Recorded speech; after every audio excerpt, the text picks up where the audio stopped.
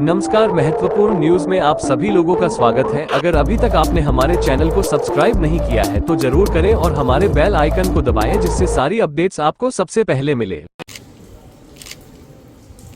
घटना के संबंध में जो एंटी थेफ्ट की सेल की टीम बनाई गई है, उनके वो एसपी साउथ के निर्देशन में उनके सर्कल ऑफिसर व थाना की टीम व एंटी थेफ्ट सेल की टीम के द्वारा एक बड़े गैंग का पर्दाफाश किया गया। एक बड़े गैंग को अरेस्ट किया गया है, जिनके कब्जे से लगभग 31 लाख रुपए के आभूषण, लगभग 1,05,000 रुपया और 45 किलोग्राम गांजा, जो कि चोरी किए गए माल से बरामद, जो उनके पास पैसा आया था उसको बेच करके उनके द्वारा क्रय किया गया था, वह बरामद किया गया है। इसमें 5 व्यक्तियों के एक गिरोह का पर्दाफाश किया गया। गिरोह के बारे में हमको जानकारी मिली है, जिसपे काम करते हुए 2 व्यक्तियों को, सुजीत पासवान व विशाल यादव को गिरफ्तार किया गया है। जो इनके अन्य साथी हैं, उनकी गिरफ्तारी हेतु टीम लगाई गई है और इनके पास से ये हमारी बरामदगी हुई है।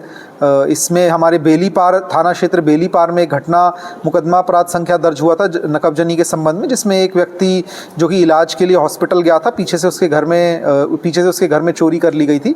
तो उस केस का अनावरण हुआ है। उस केस में जो भी आभूषण गए थे, उनमें से कुछ आभूषण, उस केस के जो पैसे गए थे वो पैसे और काफ़ी आभूषण जो इनके द्वारा गला दिए गए थे, उसकी भी जानकारी मिली है। उस संबंध में भी कार्य हुआ है। ये टीम के द्वारा सराहनीय कार्य किया गया है और भारी मात्रा में जो इनके पास से कीमती आभूषण बरामद हुए हैं, उनके संबंध में अग्रिम हमारी बैकवर्ड फॉरवर्ड लिंकेजेस की कार्रवाई भी चल रही है। इनमें जो इनके साथी थे, जो कि ले जा करके उन आभूषणों को ज्वेलर्स के यहाँ पे बेचने का कार्य करते थे, उसमें एक महिला का नाम भी आया है, जिसको जो भी हमारी वांछित अभियुक्त है, जिसको तत्काल गिरफ्तार किया जाएगा। एवं इनके जो अन्य साथी हैं, उनके संबंध में भी हमारी टीम लगी हुई है। इसमें विवेचनात्मक कार्रवाई प्रचलित है। आगे और किन किन केसेस में ये गैंग सम्मिलित रहा है, उसके बारे में जानकारी की जाएगी और इसको पकड़ने से चोरी करने वाले एक बड़े गैंग के ऊपर हमारी एंटी थेफ्ट सेल टीम और थाने की टीम के द्वारा कार्य किया गया। सर, ये चोरी करते सर गोल्ड को क्या करते हैं सर?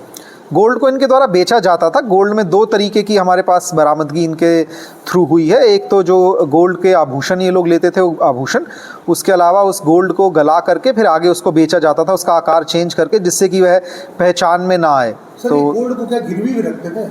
अभी तक ऐसी जानकारी हमको नहीं आई है, बट आगे जो विवेचनात्मक कार्रवाई है, यदि उसमें ऐसी कोई चीज़ सामने आएगी तो आप लोगों को पृथक से अवगत करवाया जाएगा। बिल्कुल, इन लोगों का पूर्व में भी चोरी का आपराधिक इतिहास है। ये लोग बेल पे इस समय बाहर थे और इस दौरान इनके द्वारा एक घटना की जा रही है और इनके जो अन्य साथी हैं, उनके पकड़ने पे जो और भी तथ्य सामने आएंगे, उससे और चीज़ें भी आप लोगों को अवगत करवाई जाएंगी।